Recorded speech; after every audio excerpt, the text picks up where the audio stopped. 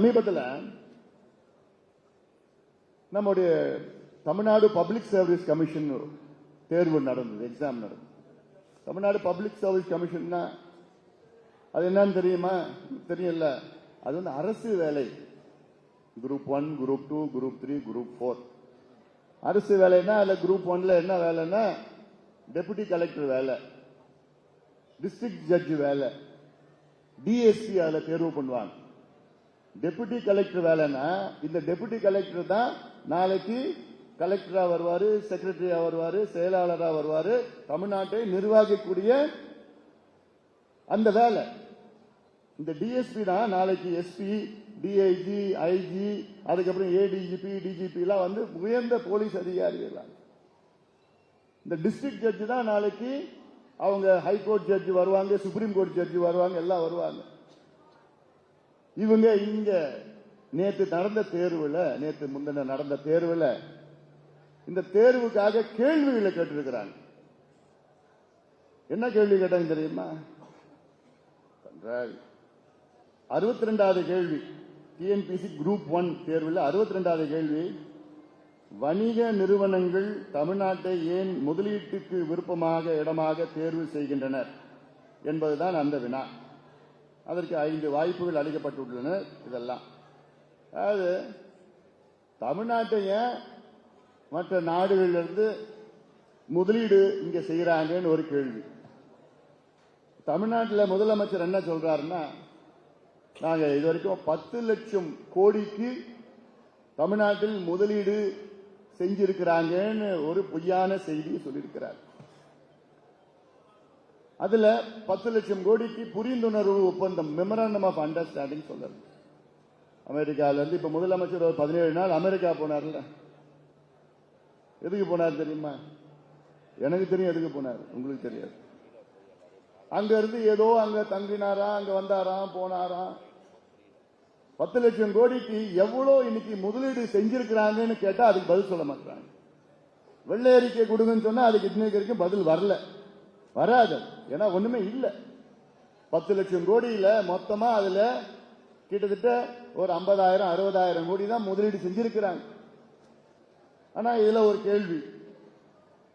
அடுத்தது 156வது வினா, தமிழ்நாடு அரசு 2025ஆம் ஆண்டு பட்ஜெட்டில் ரூபாய் சின்னத்தை மாற்றிவிட்டு ரூ சின்னத்தை பயன்படுத்தியது. இதற்கான காரணம் அனைவருக்கும் பரவலான வளர்ச்சியை ஏற்படுத்துமா? படுபாவீங்களா? இதெல்லாம் ஒரு கேள்வி. ஐயா, ரூபாய் சின்னத்தை மாற்றி ரூபா பற்ற வளர்ச்சி வந்துருமா? வளர்ச்சி எப்படி வரணும்னு தெரியுமா? முதல்ல இந்த டாஸ்மாக் கடையை மூடியா தானா வளர்ச்சி வரும் தமிழ்நாட்டுக்கு. இந்த கஞ்சா போதையை ஒழிங்க, வளர்ச்சி தானா வரும் தமிழ்நாடுக்கு. அதை விட்டுட்டு ரூபாயை மாத்திட்டு ரூ போட்டா வளர்ச்சி வந்துடுமா தமிழ்நாடு? யார்கிட்ட கேட்கறாங்க இதெல்லாம்? டிஎஸ்பி கிட்ட, டெபுட்டி கலெக்டர் கிட்ட, டிஸ்ட்ரிக்ட் ஜட்ஜு கிட்ட கேட்கிற கேள்வி செலக்ட் பண்றதுக்கு. அதன் பிறகு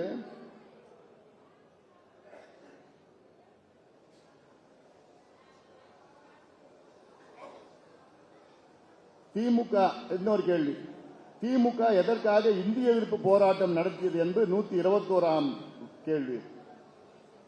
இந்த கேள்விக்கு விடை வந்து மு.க. ஸ்டாலின் அவர்களுக்கே தெரியாது, முதலமைச்சருக்கே தெரியாது. இதெல்லாம் இது வந்து திமுக நடத்தல இந்திய எதிர்ப்பு போராட்டம். தமிழ்நாட்டின் மாணவர்கள் அன்றைய காலத்தில் திமுக, தமிழ்நாட்டின் மாணவர்கள் தான் இந்திய எதிர்ப்பு போராட்டம் நடத்தினாங்க. திமுக ஸ்டிக்கர் ஒட்டிட்டாங்க, அவ்வளவுதான். அடுத்தது 169வது கேள்வி, அண்ணாதுரை எதற்காக தீகாவில் சேர்ந்தார்? இவை எந்த வினாவுக்கும் சரியான விடை இல்லை.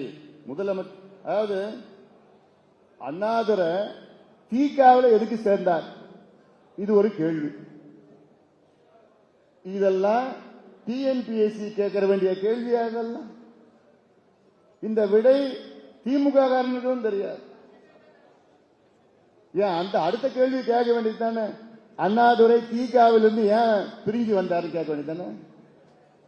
அது கேட்க மாட்டானுங்க. ஏன் சேர்ந்தாருன்னு கேட்கிற கேள்வி, ஏன் பிரிஞ்சாருன்னு கேட்க வேண்டியது தானே? பெரியாரிடம் ஏன் பிரிந்து வந்தாருன்னு கேட்க வேண்டியது அந்த கேள்விய.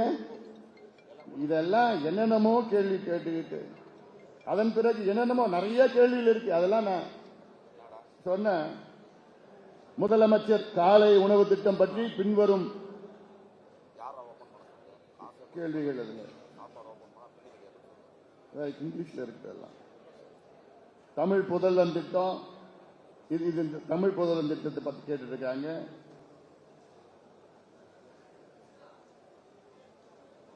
இந்திய எதிர்ப்பு போராட்டம், இலவச பஸ் பாஸ், பெண்களுக்கு கொடுக்கிற பஸ் பாஸ் எல்லாம் ஒரு கேள்வி கேட்டு. அதனால இதையெல்லாம் மக்கள் பார்த்துக் கொண்டுதான் இருக்கிறார்கள்.